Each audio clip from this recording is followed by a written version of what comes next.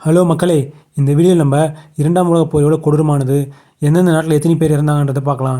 ஜப்பானில் அணுகுண்டு போட்டது மட்டும் தான் நம்மளுக்கு தெரியும். மற்றபடி நடந்த நிகழ்வுகளை இந்த வீடியோவில் நம்ம பார்க்கலாம்.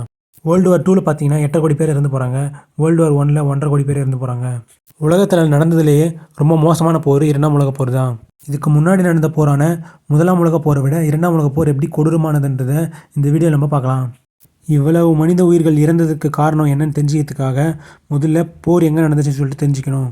முதல் உலகப் போர் இரண்டாம் உலகப் போர் ரெண்டுத்துலேயுமே ஐரோப்பிய நாடுகள் அதிகமாக பங்கேற்குது.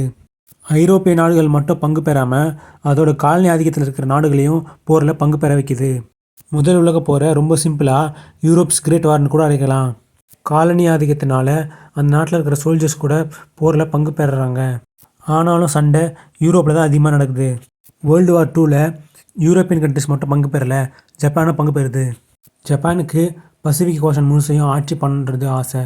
ஜப்பான் ஒரு தீவாக இருக்கிறதுனால அதுக்கு போதுமான ரிசோர்ஸஸ் கிடைக்கிறதில்ல. இதனால் வெளிநாட்டிலேருந்து தான் இம்போர்ட் பண்ணுவாங்க. உணவுப் பொருட்கள், ரப்பர், ஆயில், கேஸ் இது போன்ற பொருட்களுக்கு வெளிநாட்டு மேலே தான் சார்ந்திருக்க வேண்டியது இருக்குது. தீவு நாடாக இருக்கிற ஜப்பானுக்கு ரிசோர்ஸஸ் ரொம்ப கம்மியாக இருக்குது. இதனால் யூஎஸ்ஏ ஈஸியாக சிக்க முடியுது. ஜப்பானுக்கு இறக்குமதிக்கு வர பொருட்கள் தடை செஞ்சால் ஜப்பானோட பவரை குறைக்க முடியும்னு சொல்லிட்டு யூஎஸ்ஏ நினைக்குது. ஜப்பான் ஏற்கனவே சீனாவை ஆக்கிரமிக்க ஆரம்பிச்சிருச்சு. ஏற்கனவே சைனாவில் நேஷ்னலிஸ்ட்டுக்கும் கம்யூனிஸ்ட்டுக்கும் சண்டை நடந்துட்டுருக்கு. அந்த பிரச்சனையெல்லாம் ஓரம் கட்டி வச்சுட்டு ஒற்றுமையாக ஜப்பானை எதிர்க்கிறாங்க. ஆனால் ஜப்பான் ட்ரூப்ஸு சைனாவை விட வெல் ஈக்யூப்டு, வெல் ட்ரெயின்டாக இருக்காங்க. ஒரு நூற்றாண்டு வரைக்கும் ஐரோப்பிய சக்தியால் சுரண்டப்பட்ட சைனா ரொம்ப வீக்காக இருக்குது. இதனால் ஜப்பானோட இம்பீரியல் ஆர்மியை எதிர்க்க முடியல. இப்போது தேவையான ரா மெட்டீரியலையும் மேனுஃபேக்சரிங் பவரையும் சைனாலேருந்து கொண்டு வரலாம் ஜப்பானு. இன்னமும் கூட ஜப்பானுக்கு யூஎஸ்ஏ ஒரு பெரிய தலைவலியாகவே இருக்குது. எப்பயுமே பசிபிக் ஓஷனில் நடமாட்டத்தை வச்சுட்டே இருக்குது யூஎஸ்ஏ. இதனால் ஜப்பானோட இம்போர்ட்டுக்கு பெரிய சிக்கலாக இருக்குது. இம்போர்ட்டெல்லாம் தடைப்பட்டு போனதுனால கடுப்பான ஜப்பானு அமெரிக்காவோட பேர்ல் ஹார்பர் மேலே அட்டாக் பண்ணுறாங்க விமானங்களை கொண்டு.